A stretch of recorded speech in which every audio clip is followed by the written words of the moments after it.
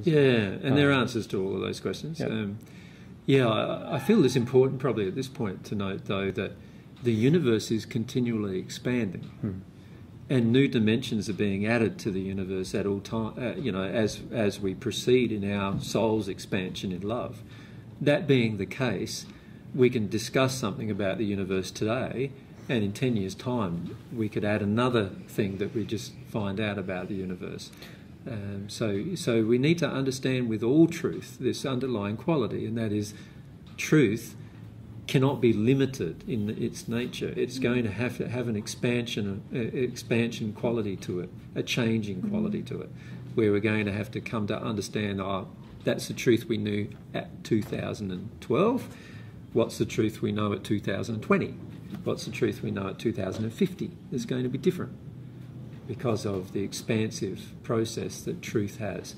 If you think of God as being the knower of all truth, and growing infinitely, then it makes sense that there is an infinite amount of truth to discover.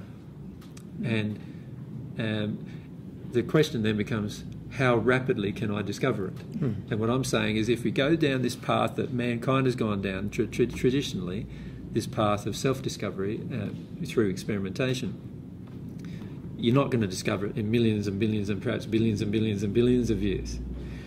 If you go down the track of connecting with God, connecting to your own soul, and experimenting with this personal relationship with God, well, you'll discover quite a lot in 2,000 years. Right? And that's the difference. You'll also get to enjoy all of the things you discover in that time. So in the first interview, you mentioned that nothing can exist permanently in the universe that God's created that's unloving. Yeah. So there could never be an ultimate situation where people would exercise their free will to not be loving. No, because the way God's created her universe, there is an actual law that every time I act in an unloving manner, then there is pain that actually is reflected in my own soul as a result of my actions. So eventually the pain gets so much it creates disease. And eventually the disease gets so painful that it creates so much incredible amount of suffering that we realise the linkage between what we're creating and the pain and suffering that we're experiencing, and we stop. So the hells will never exist any longer? Well, the hells exist now, obviously, but there is, because people are creating pain, still creating pain in themselves, but they get to a point where they stop creating pain because the pain is so intense, they just want to stop. And once they get to that point, they stop creating any further degradation in their soul. And from that moment on, they have the ability to grow.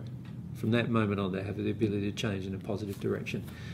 And what God's laws do is create a framework where it's impossible for a person to permanently stay in that place. So you could think of the most wicked people who have ever been on earth. It's impossible for them to permanently stay in their wickedness the way God's created the universe. Given enough time, they will come to their senses. What about the other extreme? Can they remain permanently developed in natural love without receiving God's love? Well, that is a point that a lot of spirits are still discussing as to whether that's possible. But the reality is that change is the continual operation of the universe. In fact, the way it works is that even love is always going to change. It's always going to grow. It's like love between two people can only become stagnant when the two people are not growing. So it's the same principle in the universe. Love is always changing and growing. That being the case, if you think about it from a theoretical perspective, if a person is in a stagnant condition of love in the sixth dimension of the spirit world and they are not changing, they're just moving around laterally thinking they're changing, but in reality they're just learning more things intellectually but not changing in love. If they're not changing in love, then potentially they are degrading. Everything in the universe that doesn't change in some positive direction degrades in its condition. And then so the question that many of them are asking and have been asking for a long time now is, what's going to happen to us? What's going to happen to us? Now, conceivably, something could happen to them because they are not at one with God, so therefore they don't have love, divine love in their soul. divine love in their soul is what prevents them from remaining stagnant. So they don't have that. So what are they going to do? Like, there is potentially, in maybe hundreds of thousands of years, millions of years, we don't really know, but potentially they could change their form into something else where they're not conscious of themselves anymore, potentially. But these are all just theories, because we don't know. But there is the feeling that many people in that location have, in the spirit world in that location have, that there is the potential that, they could disappear or something else could happen. But again, it'd be a loving potential. God would create a loving place or situation for them. Yes, what I believe is going to happen is different to that. What is different to their theories. My feeling of what is going to happen is that God will remove the potential of divine love being given to humanity for a period of time. During that period of time, these people in that condition would realise that something has changed and go through a period of transformation where they long for God's love. Once they long for God's love will come back again and they can enter them, and now they have the ability to grow infinitely.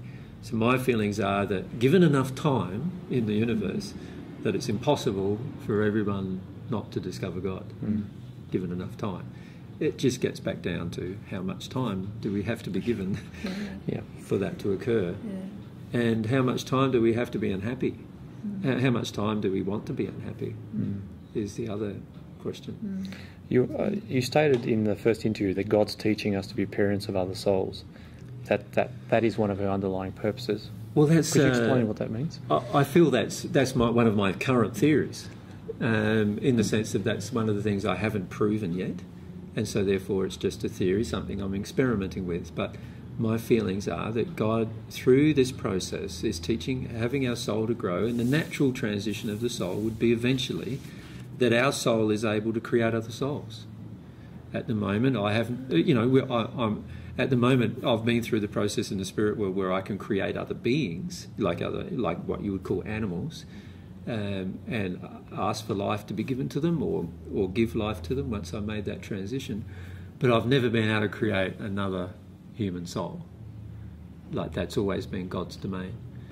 And my feelings is that that's eventually one of the things that God's leading us to do, to eventually be able to create other human souls.